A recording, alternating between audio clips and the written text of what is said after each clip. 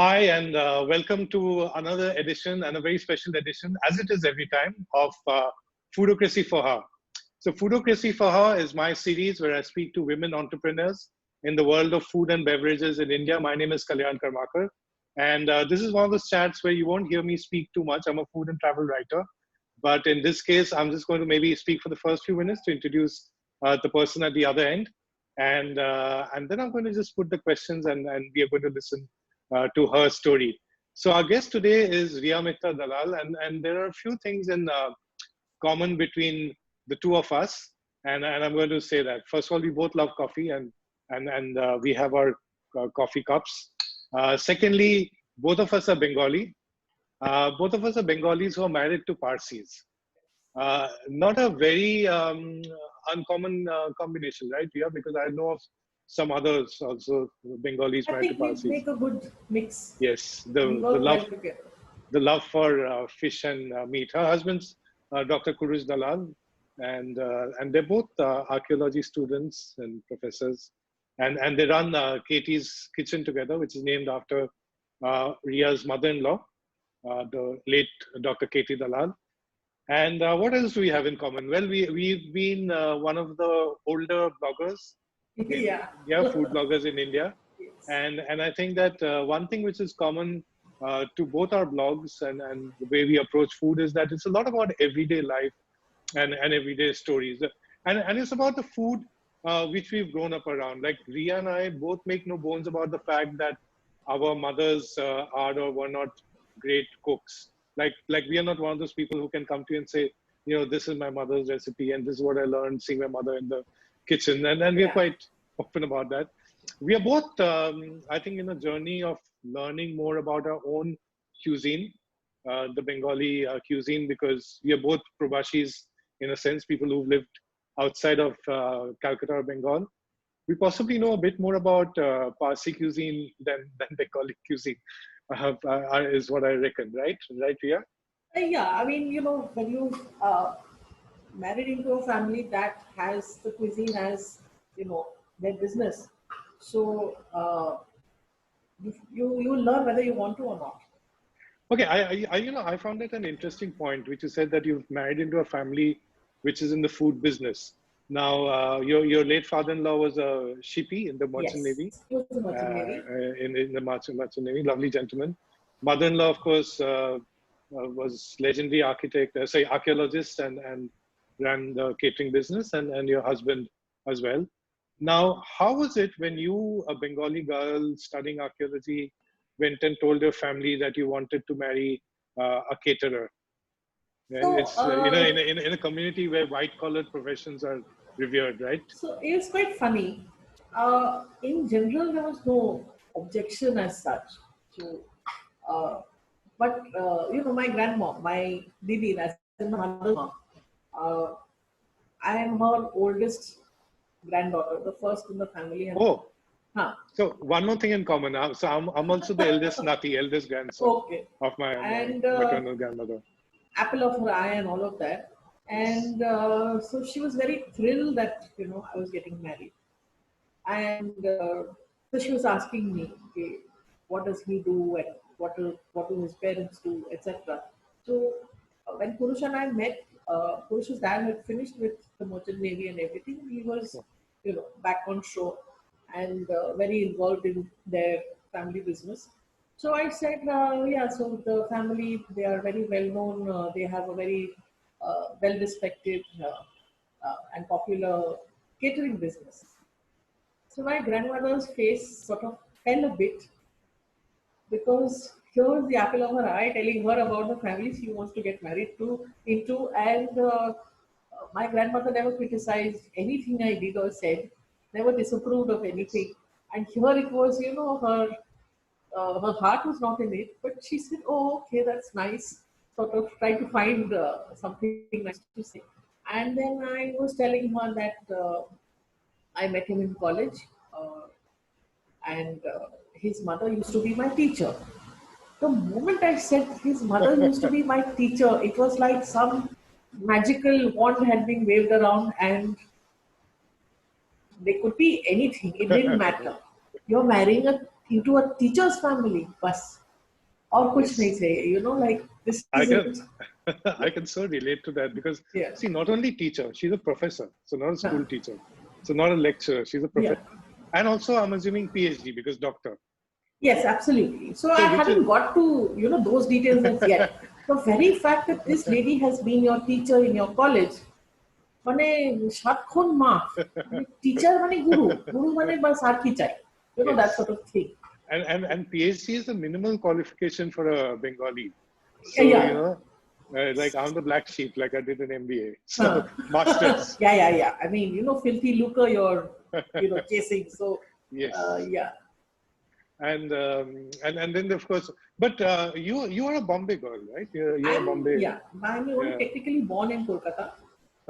Oh, you're born in Kolkata. Yes, I was born in Kolkata, and then my parents at that time were living in Pune. My father was working for Kirloskar of all companies, The pumps. and they were there for a couple of years, and then he moved to Bombay for his next job, and so I was, I think maybe a year old at the most when we moved to Bombay. So I'm Maharashtrian. Yeah, and also a Bandra girl. Yes. So originally we lived in Khar on SV Road, That's Bandra. and then we moved to Bandstand in Bandra. And Bandstand in Bandra in those days was like a jungle. I've seen most of the buildings that you guys recognize today being built.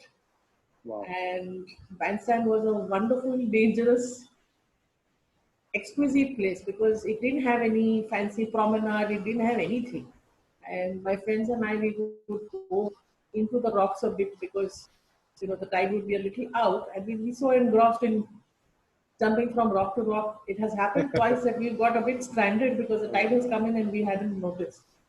And don't do this, guys. If the younger generations, I don't think now. Don't do it. Now to police aata hai danda leke and they kick you out. So I moved into Bombay in '97, and I remember when I was left behind, as in my colleagues went back to Calcutta, and I was miserable that day. So I told an auto guy, like after I saw them off in the hotel in Juhu, that take me to a beach in Bandra, because I heard there are beaches in Bandra, and I was staying in a PG there. Yeah. So I think he took me to Carter Road the first time, and then later I discovered Bandstand, and I said, "Where's the beach?" Because first of all, there are rocks. Yeah. And at that time, the prominence, even in '97, wasn't there. No. So it was just a place for people to park their cars. Yeah. So there would be lovers in the cars, and then the squatters using it as toilet at the same time. So yes. Mumbai summed up for you. Absolutely. No, I found it a bit interesting about what you said about your Didin's sort of reaction to marrying into a catering business.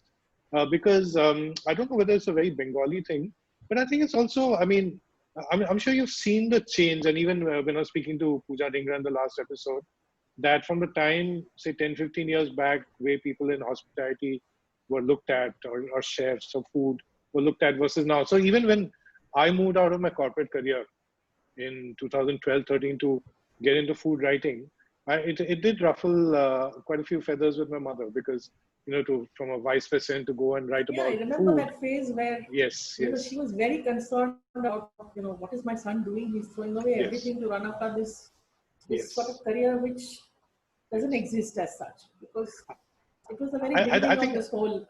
I think the change happened when, I would take her sometimes to some of the five-star hotels like Taj Lands End or ITC Grand Central and Maratha, and she would, or the Oberoi Trident, and she would get some nice treatment. I think that's it.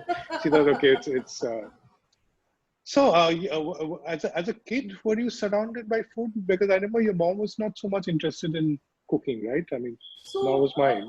My mom didn't enjoy cooking, but she was a very good cook. She had good hands, as one would say, but she didn't enjoy cooking. So, also we were in the 70s and 80s in Bombay, getting very typical Bengali ingredients was difficult. Okay. So repertoire obviously became limited because things weren't available.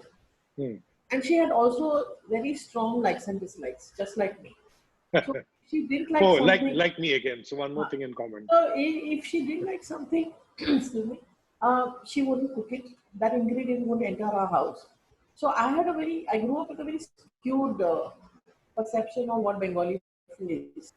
My grandmother also, she was an okay cook. She was not a, I wouldn't call her a great cook or something, and she did not have recipe books and whatever to leave behind for me.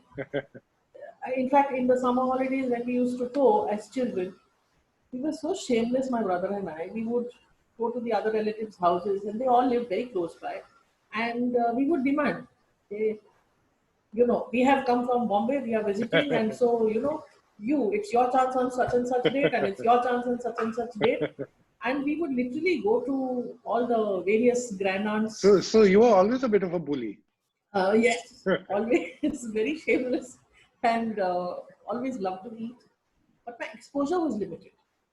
But Ria, don't you think what you said Huh. and what I know about my family, or even Kana's, my wife's family. I mean, her mom is also, or was, I mean, now she's retired, a working mom. So even she cooked to put food on the table for the family, but Yeah, it's not. yeah. So sometimes it's a bit intimidating when you read about the celebrity chefs or the food writers or the bloggers, where everyone seemed to be in a sort of Alice in Wonderland world of food. But I don't know how much of that is really reflective and No, no, I mean, people have grandmothers who, I mean, they're churning out, these grandmothers are churning out everything under the sun.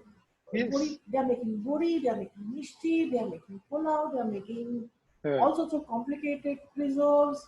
There's nothing that these grandmothers didn't make. And I'm wondering how that happened because I had a yeah. grandmother too. I had many grand aunts. My grandmother had many siblings. There were 14 of them. So I didn't see any of these women. It's not like they neglected their households or something, but all this, Also, there's a reality. Like, I mean, see, you're yeah, also an archaeologist and a social science student. I don't think in India there was so much luxury to spend so much time about cooking in most families because we exactly, were such a savings oriented culture. I mean, that's why, I mean, our generation has had the cushioning because our parents really skimmed and led a very hard life. Like, I mean, we are having our second coffee and this, that, and, yeah, a nice branded one. There's that, but they would probably use the same tea leaves to make two or absolutely, three absolutely. cups out of it. So, So my Mashi, my mom's sister, uh, she was legendary in the family. But if you give her a nimbu to squeeze, uh, even if you tried, you would not be able to, get even half a drop out after she was done with. But I think everyone has a mashi like that. yeah, but the thing is that exactly what you said, that people were frugal and careful with what they used, and they didn't waste, and they weren't as lavish as maybe we are. No, but those are the values which we've grown up with. Yeah, So, we've absolutely. grown up with squeezing the toothpaste right to the bottom. And Exactly. and and today when I feed my cats and from the cat food pouch, I sort of cut it and take out all the pieces so that because I Yeah. know they're supposed to have one of that wet pouch in a day, each of them. So I make sure that they get every Yes. fragment of that Absolutely. uh, Absolutely. thing. But anyway, we are getting too much into cat food. So tell me, when did your interest in food grow beyond just eating? I mean, that's a question we always ask when we are, but when it came to your writing about food or trying to explore more about food, when did that happen? That's Was it almost. was it before Kurush or after Oh Kurush? no, it is Kurush entirely. So I met him properly, as in interacted with him and spent time and all that with him only in Pune. I had gone there to study MA archaeology, and he was already there. He was my senior, and we had a common gang of friends, and we used to spend a lot of time together. And he lived in this cute little house which belonged to a family member of his, a relative, and he was given that house to stay in. It was really tiny, and so we would get together, and he would cook or somebody would cook, and that's where I discovered there is much more to food than the little, tiny little bit that I know. So like I'd never heard of Nutella before. And Kush looked at me in complete shock. You don't know what Nutella is? I was like, oh, what is this thing? So literally, so my education is completely thanks to Kush. I think that's also a bit of it, especially the Nutella angle, because they're Parsis. So, Quite for possible. Parsis, like Kenas keeps saying, like they look at food very differently. Like when it's a cake, then the whole cake has to be finished. Like we would have one cake in a year. So, like when I tell her about my childhood stories after my dad passed away, she always, makes fun of it because she says there comes the art film version and then there's the Parsi.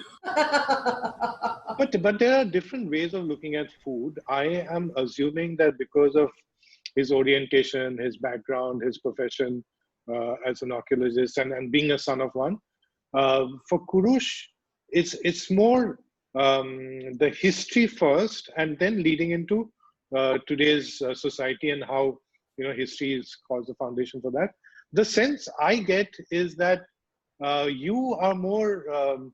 You have more of an eye of a sociologist. I mean, that's what my background is, sociology student, which is of culture as it is today and every day. Is that a right reading? I mean, that is my understanding when I see your So, blog posts and the sort of food you do.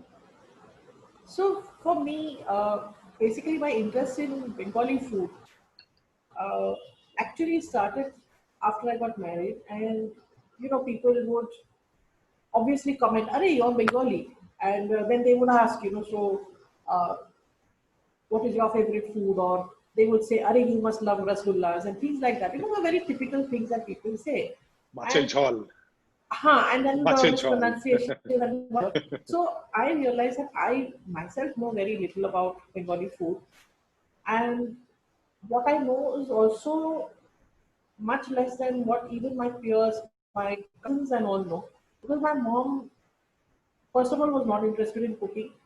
Second, my father passed away, and then suddenly she was a single mom with two teenagers and a whole lot of responsibility. So she had to commute to office and back. And after that, she couldn't do the whole, you know, bhat and dal and bhaja and teto and this and that and all of that. So Yes, it yes, would be yes. one chicken curry or something and bhat and be done with it. Or, whatever. So I have eaten more chicken curry than anybody else in the world probably. It was the easy thing for her to make, and it made my brother and I, we would eat without fuss. And one pot of chicken curry would take care of 2 meals. In fact, that's another thing in common between us because my dad Yeah. passed away. So Yes. my mom is a single working mom, and she used to travel to Howrah from Calcutta to teach. So it's almost 2 to 3 hours of travel a day, and teenager and budding teenager. So it is like our two cats, Baby Loaf and Nimki. So the same equation, and it's so it would be the same mache jhol, rui mache jhol every day. I mean, I don't know the difference between a jhol and a jhal and a talk. It would be the same Exactly. thing, and it wouldn't be that much chicken curry because chicken was expensive. But every weekend was chicken, so Yeah. there was no mangsho. Forget Niramish, Amish, and all the mutton. And that chicken curry on Saturday there would be boiled eggs put in it. So Yes. Saturday would be the curry, boiled egg, and potato. Sunday afternoon would be the chicken, and there's a whole chicken. So you're not buying only Yeah. leg Exactly. pieces or Exactly. drumsticks. So the three of us would do a round robin of the two drumsticks every weekend, and then the remaining liver and a bit of potato and the bit of the chicken would go on to my Monday school and college tiffin, which I'd make. Yeah. And there would be that one butter which I'd make last through the month and one cheese through the week.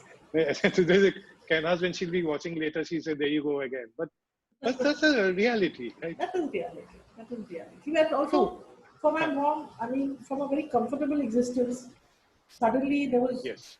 no huge company flat, there was no company car, there was no company big fat salary, nothing. And she was on Yes. her own. And of course, she didn't have my father around, which was like a huge hole in her life. And it must have been quite scary for her to, suddenly. Sometimes I wonder if these are realizations these are realizations which we have now, now that we are in our 40s Yes, versus oh yes. when we were in that period when we were seeing our mothers struggle. Yeah, I'm yeah, not yeah. sure if that, but probably it's more now that Yes. one So, has I a bit mean, more. my brother and I, we were teenagers. Anything hormones, angst about everything. Nothing was justified, but that's the age and that's how it is. So, yeah, so both my brother and I, I'm sure, gave my mother a lot of grief. But later in life, when I reached my 40s and I realized this is how old my father was when he died. This is how old my mom was when she got widowed and had these two children to take care of. And suddenly you start realizing, Mm. because now you're seeing it as an adult and your whole perception has changed. So the good thing is Yeah. that in my late 30s and 40s, when I started seriously looking at Bengali food and, you know, trying to actually get it right, I would pick up the phone and I would ask my mom, how is this made? How is that made? And she would very instinctively, know that this is the combination or that is the combination. Or why have you put this? This is not added. Because very often I would try to cook something, but it wouldn't taste right. It wouldn't Yes. taste like what she made or what my grandmom made. So yeah, eventually I did learn a few things from her. So I'm glad about that. Yeah, and I mean, given that, I mean, unfortunately, you lost her, Yeah. but in a way, this is, those memories of the last few years, which now you'll be able to cherish and carry forward. Absolutely. So, I mean, most people who know me know that I'm uh, very obsessed with the books by Prokashunduri Devi Hmm. that were written With the about. Amer Lucci, your Yes, famous Amer exactly. Lucci. So, it's my mother who introduced me to these books. And so, being a Probashi kid, second generation, people are very surprised that I read Bengali. So in the old days, in the 70s, there used to be a lot of power cuts, even in Bombay. And when the power cuts happened, my father would sit with us. Either we had to recite multiplication tables, or we had to recite the Bengali alphabet, or we had to sit with that Renan Martin, and he would drive us mad. So, but I thank him today because I can read. I plod through Bengali. I don't read it easily and confidently, but I read, and today I'm learning. So it's thanks to my parents that I found Prokashunduri and I'm able to read what she writes and try out her recipes, and it's wonderful. Well, that's another connection which we have, not Bengali reading, but basically when the power cuts would happen in Calcutta, and we just moved in, so from England and then Iran, so Yeah, power cuts were an alien concept to me. absolutely. So what my mother would do was that she would give me topics to do elocutions, like public speaking, and maybe I was like 10 or 11 then, and my brother was about 2 or 3. So she'd give me topics, and I'd have to talk in the power cut. And my brother, the monkey that he was, he would be jumping around and making faces and this that. So I think that that's where my grounding in public speaking happened, as well as my ability to take on Twitter trolls. Oh If yeah, I'm, oh yeah. so everything in life comes of use. Tell Yes, me, it does. when did your interest in writing about food, which started with your blog Euphoria? So when did that happen? And if I remember right, you first used to write about for gambling sites. So What that what was you didn't work. know about Ria? That was work, and that was uh, so social media really didn't exist, and Purush was very active on this thing called Orkut, Yes, so which was I. I didn't enjoy Orkut at all. There was a parallel thing called Rise Network. It was a business network, Yes. and I made some of my best friends there, and they're still my friends even today. So before Facebook and the social media explosion, these were the sites, and so somebody had posted on some Outlook community, they were called forums, and about Yeah. looking for somebody to write. And Purush told me, why don't you apply here? So I applied, went for an interview, had great fun, and I ended up writing for men's health products. I had great fun. I enjoyed myself thoroughly. They were all nonsense products imported from all sorts of places, full of supposed herbal ingredients. But I was free to write whatever I wanted. And it was a small, young team. And we used to cook every Friday in the office. Oh, And where was this? The office? Where was it? this was in Powai. Mumbai. And I had great fun. So that was my first office job. Hmm. And unfortunately, we moved to Kharghar, and from Kharghar to travel to Powai, there was just no way. So I had to quit. It was great fun. So that's where my online writing started. And a colleague there. got in touch with me a couple of years later saying, we have another client and would you be interested? It's a fun space. So I joined them and I wrote about online bingo in the UK for a good 6 years. That was again a great fun experience.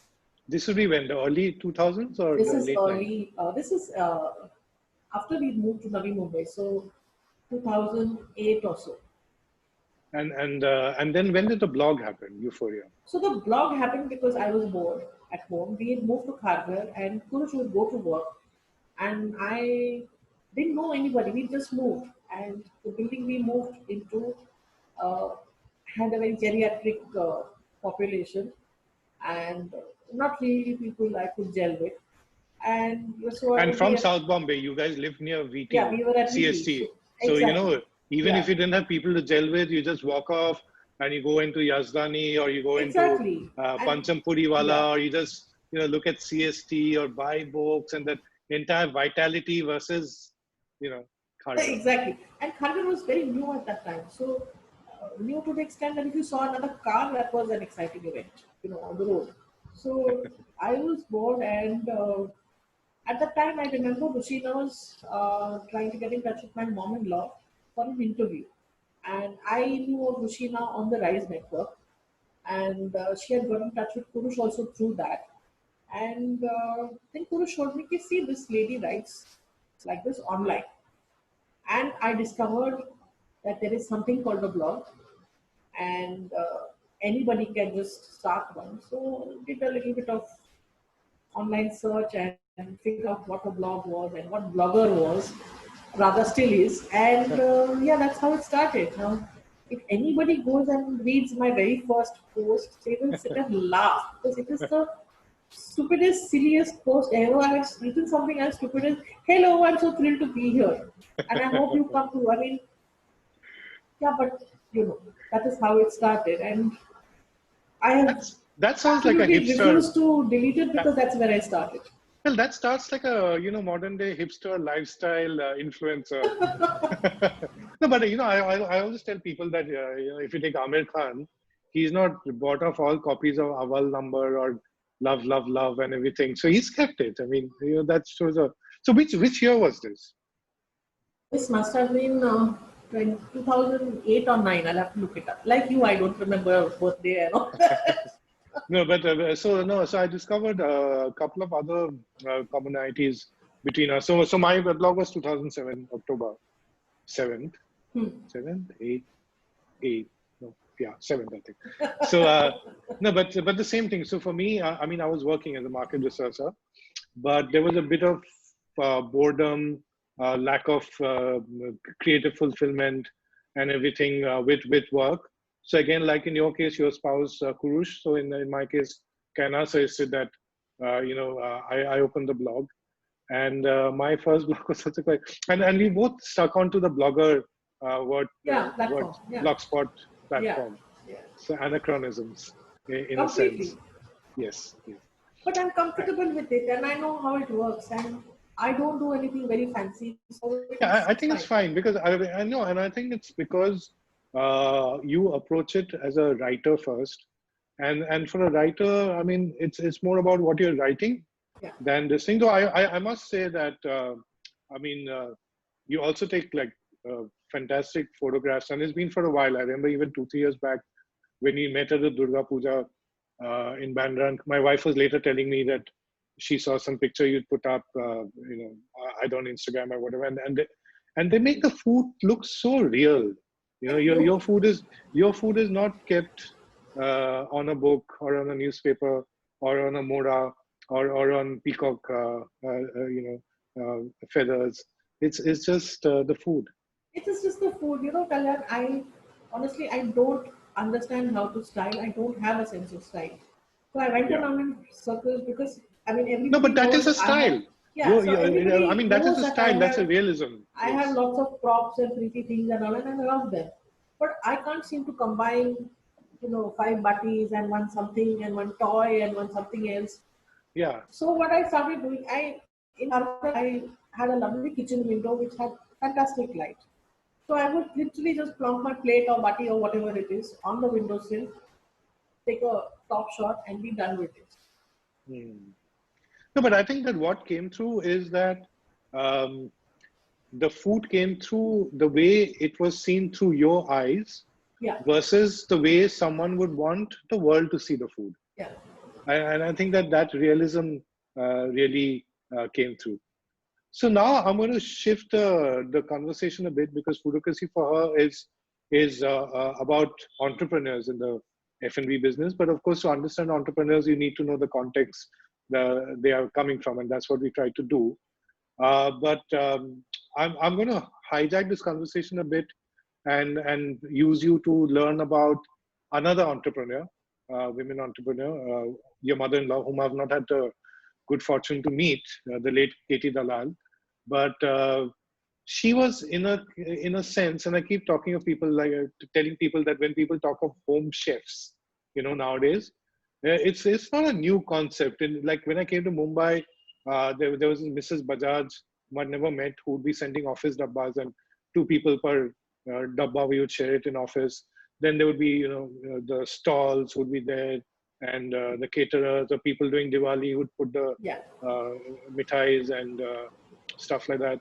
So your mother-in-law is a very strange combination of like a very revered scholar and also a home chef. And did she have any qualms about uh, moving into a catering business? Because even Parsis are fairly white collar. So I'm sure you know the story of how it started. No, but There's a go family. ahead. There was a family friend Don't who assume used to anything. come Huh. to Purush's house, and uh, he would drop in for lunch very often. He was single and didn't have access to home cooked food at his own house, and his office was very nearby. And he would drop by fairly frequently. And one day he, felt that I'm coming over just to eat too frequently, and it's not correct. So he requested my mother-in-law to send him a dabba to his office. Was he Parsi? Yes, and So Parsis don't take free stuff. Like I huh, remember how Jamshid uncle would like fight if like when you go to Aswad, yes, he would insist on paying. yes. So obviously they had the same conversation about no, you have to take money, no, I can't take money, and all that happened. And finally she agreed because then he flatly refused. He said, I cannot, I will not accept it if you send it to me. And so she started sending him a dabba. She would send it. His office was walking distance from home, so it was not inconvenient at all. And and that one dabba, couple of people in his office they liked it, and that's where it took off from. And so started this tiffins as such. And then eventually somebody asked her to, they were having a party at home. And thanks to her travels with my father-in-law, because he was on the ship. And in those days, you could take your family along with you. And when you were on port, uh, the ship would be at port for a while. It was not, nowadays things are very different. So you could spend time in whichever port you had anchored at, and you would get a few days there. So she really got to see a lot of the world. And in this thing, her story and mine are very similar in the sense that her husband showed her food, introduced her to a great variety of food beyond what she already knew. Hmm. The difference between her and me is she had a very talented cook in her mother, and grandmother and great grandmother. So she comes from a line of very, very good cooks. Hmm. I unfortunately don't have that good fortune. Yeah, Whatever. your mother-in-law. Yeah, Your so mother-in-law. exactly. So uh, since her horizons broadened, and she would come back home, and when she was here, she would try out a lot of the stuff that she had eaten or tasted or seen. And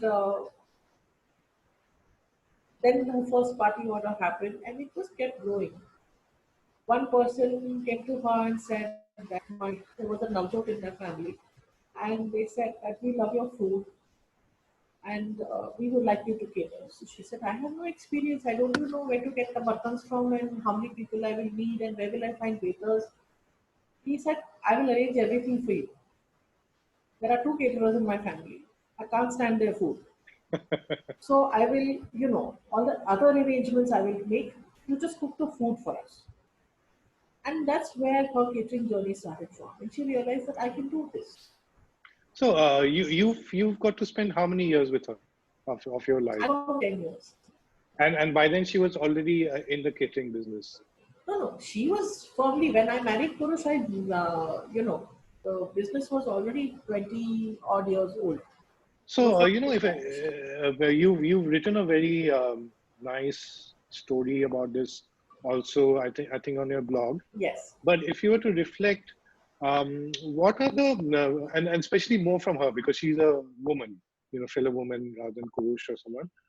What are the values which you think you've taken from her and from your mother, which today is sort of the foundation of Riya Mitra Dalal, the food entrepreneur? Both of them. So I won't say my mother has contributed much to my food entrepreneur personality. Okay. Uh, So then maybe Katie. It all comes from Katie. And so tell us, because what are the things which you've learned? Because I'm sure there'll be interesting things for us to learn from that. So her basic maxim was, it's food. Use Sorry? the best. What you're selling is food. Ah. So use the best ingredients and be generous. Be generous. Be generous. Don't count 3 botis, 5 botis, 20 botis. Don't count like that. Fill and serve generously. Feed with your heart. It will come back to you. All the good that you spread will come back to you. And in this lockdown period, there have been a lot of people who have, set up their own home kitchens for a commercial visit, and a few have asked me for, help and advice, and I have said the same thing to them. Use the best ingredients you can, and be generous.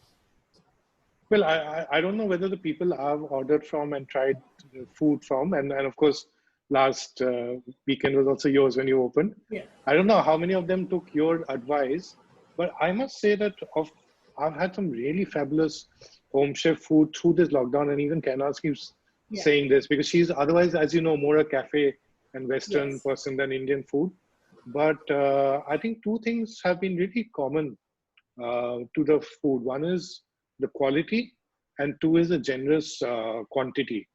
And I think that is probably the legacy which has been set by that generation, the achievers. I think that, and maybe it's a bit, I don't know, maybe it's a bit, and I've always felt this, earlier once when I'd written an article for Times Kitchen Tales and Times of India and about office canteens, I'd written something which I strongly felt when I ate at one of the Moshi stalls in Bandra, Puri Bhaji and Poha and all that.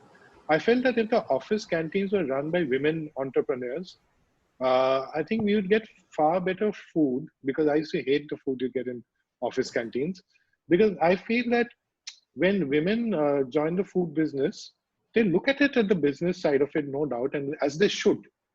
But I think they're more committed to what they're putting on the table. I think this is, I at the risk of being labeled sexist maybe by some people, but I think that there's a certain nurturing element to a women entrepreneur, which is that much nicer than food. It's generations of conditioning, we have the goddess Annapurna. It's a female embodiment. Sorry, we have the what? The goddess Annapurna. Goddess Annapurna, yeah. So Annapurna is the embodiment in a female of exactly this generosity with food. When you feed, you must feed with generosity. Yes. It's just that, and it's across all cultures. It's not. But when you are doing it commercially, sometimes you hesitate. You think, no, I won't make any money. This is too much. It's not affordable. It is affordable. You might make 10 rupees less per portion, but the goodwill you spread. See, Katie's Kitchen has seen many avatars. This business is more than 40 years old. Wow, I had no idea about that. Pre-internet, it's pre-social media, it's pre-PR, whatever, it's pre-bloggers, it's pre all of this. And it's still very well known today because she followed these basic principles like many others of her generation. And that is why these businesses and these reputations still prevail. Yeah, like some of our favorite restaurants. I mean, Ling's Pavilion, Aswad, I mean, all of these are Prakash and Sindhudurg and what's the one in we go to in Bandra East? The Adicha. Sadicha. I mean, all of these are, they don't have social media handle. Lucky, Exactly. Yazani, Nur Mohammadi. They're Absolutely. all over. Absolutely. But you and Kurush have played a major role in taking Katie's Kitchen into the modern generation. And I think that it's because of your efforts. I mean, I don't know which of you have driven it more. That's not immaterial. But, or maybe it's not. But it's because of you that it's come out of the Parsi thing and to so many of us and not just people in Mumbai, but I know so many people who, when they travel in, they want to sort of try your food or sometimes as friends we meet up and whoever is Yeah. the Bombay person orders from Yeah. you guys and stuff. So what were the things which you feel you did which worked to take that legacy ahead? So, Did you have to unlearn something? Did you have to throw some things away? Did you have to bring in something new? so my contribution, biggest contribution to this business is the New Year menus. Passing New Year. So the Parsi New Year menus. So I used to wonder that there are we have such a huge repertoire, and we are well known, and why aren't we doing? Why aren't we taking advantage of these? Parsis don't have festivals as such. There's No. only the New Year, and there's the Yes. Prophet's birthday. I'm like, ठीक है 3 दिन तो 3 दिन. Let's do something about it. So we made a menu, and the initial years it was quite chaotic because even we were trying something new, and so clients would come to the house with their dabbas, with their tiffin carriers, and somebody would have ordered one portion, but that tiffin carrier was huge. So that one portion would be, at the bottom, and my mother-in-law would look at it and say, "We can't give it like this. So put more." So it made no sense. There was Which no. year was this? Which year was this This roughly? is before we moved, so Okay. must have been 2003, 4, something No, like that's that. quite some time back. Quite some time back. Quite some time back. And it used to be madness because everybody in the house is shouting. The clients are sitting there with their dabbas. They are also shouting. And I'm running back and forth trying to, coordinate whose order, whose dabba. What's a good Bengali girl doing among all these crazy babas? Don't ask. It was madness. But it was good fun. And it was a fantastic learning experience. So, yeah. And then another thing I took forward, again, the same route, is the Christmas puddings. So she Yes. used to Oh my make the God. Christmas puddings for friends and family. And I have spent a couple very happy December sitting with her at the table, cleaning the raisins and all the fruit and all because the danda is there, or there might be Uh, some uh, other thing that needs to be cleaned. So I've spent time sitting with her, cleaning all that, soaking for next year and all these things. So those are again, I precious thought, why are we not memories. selling this? Yeah, exactly. We're a food business. We should sell everything possible. And also, I was new, and I felt that patani machi, dhansa, wahi pulao. Let's do other stuff also. It's like kosha mangsho, cholar dal, Exactly, masir exactly. paturi. It's the same thing. And here is this lady who's cooking fantastic stuff. Why is it not going out? So, and also I took advantage of the beginning of social media and the internet and all that. We started putting ads in the papers, and yeah, it's grown. I've already couple of weeks ago, I've already started getting inquiries. Okay, we are doing puddings, not this year. So I'm like, yeah, yeah. In fact, behind me, if you can see those blue barrels, that's my fruit soaking since Yeah, last yeah, year. yeah. That is so typical because, our late Jamshid uncle, a family friend, who's of course was so fond of Kurush and you as well. Yes. So he said that one of his memories of your mom, the mom-in-law, before he knew you guys, was once going to the house at near CST, and he'd gone on some work, maybe Okay. whatever. But there was Katie Dalal surrounded by all the dabbas, and I'm looking at these blue canisters behind you and thinking the same. There was one more lovely thing about your Christmas pudding, and apart from the entire ceremony of putting in the brandy butter and lighting it. First time I didn't know. The first time we'd Yeah. ordered it for a gathering with friends, तो हमने ऐसा ही काटा and someone else had got one from Flurry. So they did all that stuff. Yeah. And I said, okay, this is ours. And we cut it. It tasted very good. But it came in that aluminum bati. Yes. And it was very difficult to return your bartans to you guys. So, because you never come and take it, when we do catering orders or from you also. So one of them, in fact, Kuru spotted it in my Instagram stories, is where I beat my eggs every morning. So every morning when I beat my eggs, it's like a little prayer to Katie Dalal. When I make, that's why maybe my omelets are turning out better, because I've started making it with this vati only recently. Okay. But I think my omelet quality has really improved. You have Katie's blessings for sure. Then. Absolutely, yes. And that too, eggs. Now, you've taken two diverse routes as a food entrepreneur. One was, the family business of Katie's Kitchen. And the other was where you tried your own thing, Euphoria Kitchen, where you did, festival pop-ups in fairs and stuff like that. Yeah.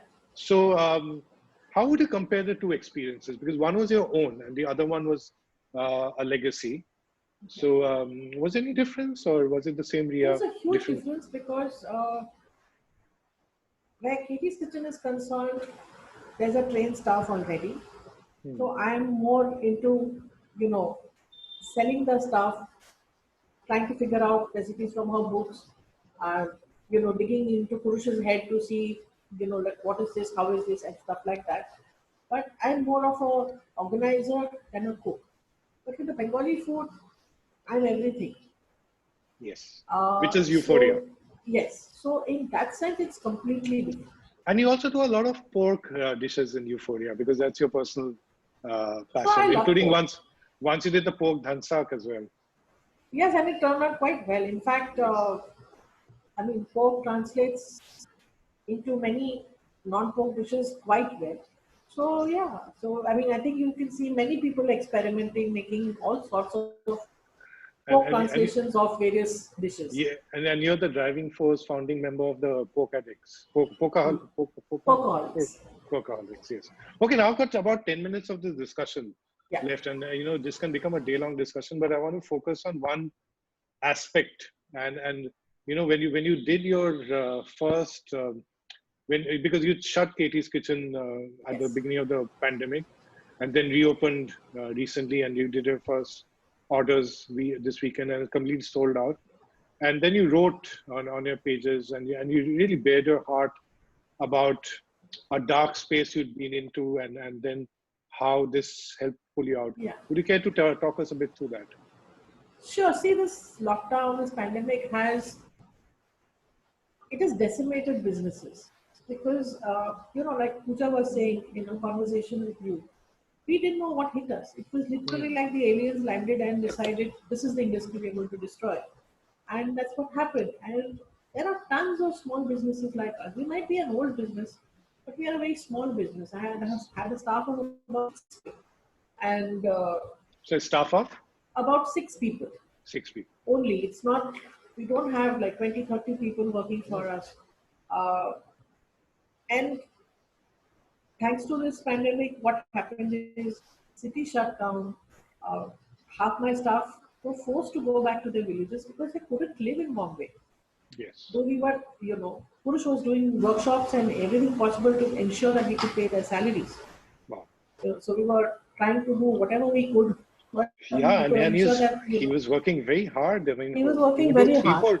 3-4 classes, if not more, a day, and I know how draining it can be. So he was teaching food, he was studying food workshops were going on, there were lots of courses on archaeology and working with colleges and etc. So yeah, because completely, I've not seen him work so hard in a very long time. No. But I think he really came into his own doing this. Yes. So because a big chunk of the staff was forced to go home, we had no staff. And when we had hired her, our business was based in Moscow. And with repeated lockdown, we couldn't go to work. And there was no way I was going to have my staff being out there working while I'm sitting safely at home. And, it was just a bad circumstance after bad circumstance after bad circumstance. Finally, we had to absolutely, literally shut it down, give up the premises. Our landlord is not a rich land magnate with 20 properties on rent with income coming from here and there. This poor man also had lost his job. He was dependent on our rent, financing his monthly expenses. So everybody was, in a bad situation. But ultimately, we just had no choice. We had to shut down because it was simply not possible. And this lockdown situation, pandemic, and all is not ending. It it was not easy to deal with because I had no work. I had no kitchen to coordinate. I had nothing to do. I couldn't do anything from home either in Kharghar because there too we were under strict lockdown. You couldn't step out of the building after Yes, 10 yes. a.m. and stuff like that. And that happened repeatedly. So I was locked at home with a person who was working 16, 18 hours a day. And it has been the loneliest phase. And I was dealing with this, I felt I failed Katie. I mean, I knew at a rational level that it wasn't my fault and it was not in my hands and all of that. But there's your rational self and there's your emotional self. And it's hard to, uh, you know, keep an emotional self down. And so, yeah, so it was quite a bad state. I reached out to my doctor and spoke to her, and she helped me. She prescribed very, very simple, basic anti-anxiety medication, and she guided me into getting my daily routine a little sorted. I had very bad insomnia, and the insomnia and the anxiety used to, keep going around in circles. It was like a vicious circle I couldn't get out of. So, yeah, so that was crazy. And then Purush and I had this conversation where we realized that it's not working and I'm in a quite a bad place. So we tried to think of what we could do to, find a solution. He told me one very reassuring thing. He said, "This is not the end of Katie's Kitchen. Katie's Kitchen has been closed before also. We had shut down the business on a couple of occasions. And she started again. And everything was fine. There are phases. There are good phases. There are bad phases. You have to, work through it. So we figured that Kharghar as a base was not going to work. Vashi we can afford, and we found ourselves a lovely little house. And I'm thrilled. I have a little front yard which I will fill with plants, and when the weather's better, I hope we can enjoy our morning coffee over there. And yeah, so we have started again. I had just one staff member, and so between Salo and I, we are back in business. It's much, much smaller than what it used to be, but you know, it doesn't have to stay small. Hopefully, it will grow and. Um, but we are back. So Katie's Kitchen will be back. Is back. Euphoria Kitchen will be back. Uh, there is only onward and upward as such. Katie's Kitchen will be back and is back, and how. And I remember Purush and I speaking on the phone the day this happened and the day he had to shut down, and you lost a staff member as well. Yes. But I knew that he was already thinking in this direction because he told me about the plans which you guys Yes. had, and that's the thing that.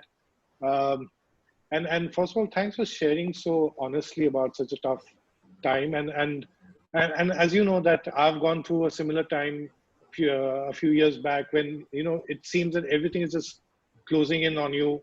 Uh, but um but there are people looking out for you, whether it's family, spouse, your friends, Yes, the goodwill, absolutely. the Absolutely. goodwill which one has generated over the years by that extra piece of mutton in the dhansak, or the extra custard which one has put in, and the goodwill sometimes is vibes. I mean, it's not that that person will, and the fact that you took, medical guidance and all of that.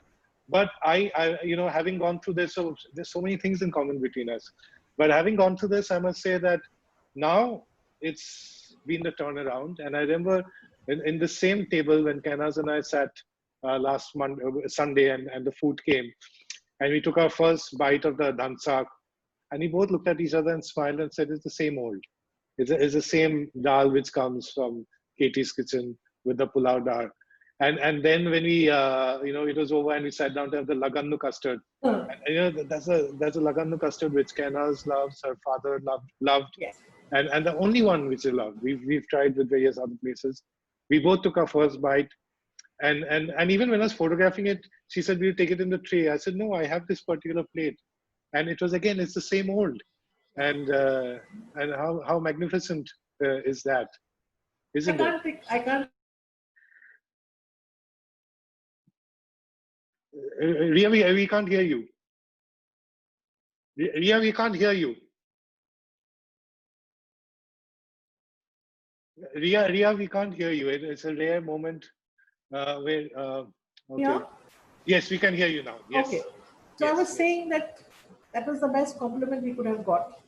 That it was You went speechless. You went speechless. because the effort was to feel exactly what we've been doing over the so many years. And when somebody who's had the food before Many uh, times. many times and recognizes that it is still the same old never sounds better. Honestly. Thank you. And I'd heard that this period is really the time for us to conserve. So like if we can hold on to what we were doing, like the same old, I think that is more than half the battle won. And then as conditions begin changing, then like you said, onward and upward, which I think is a Star Trek line. So Is it? Okay. I'm not too sure, but Kurush, Kanishk, all these guys like using it quite a bit. But yeah, it was absolutely a pleasure talking to you. Absolutely a pleasure seeing you smiling on the other side. The hearing about your story, coming where you've come out from, and it's been a long journey.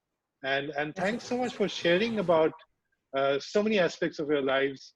And every time I do a Foodocracy for Her conversation, I'll just find out something new with the person at the other end. And then today, I think I found out 10 things Kalyan Karmakar and Ria Mitra Dalal. Yeah. If BuzzFeed is still there, I don't know.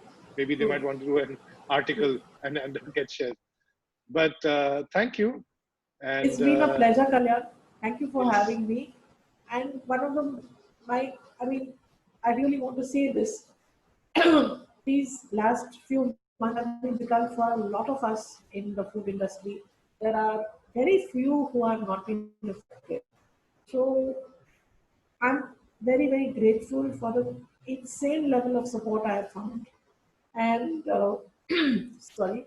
And yeah, so we all have it in us. You just have to try. If you have to scale down, that's fine. It's not a failure. Just start again. You'll get there. I just loved what you said. That one is that nothing is a failure, and you have it in it, and you can do it. And regardless of whether you're a writer, you're a caterer, you're whatever. I think that's really the idea of these Foodocracy for conversations, to sort of leave it coming inspired. And I think you've done that absolutely wonderfully, Ria. And thank you so much. Thank you for your time and for joining us. And I can see the sun in your house and the new Yes. beginnings. So thank you, and a big hug to Kurush and you from the both of us. Thank you.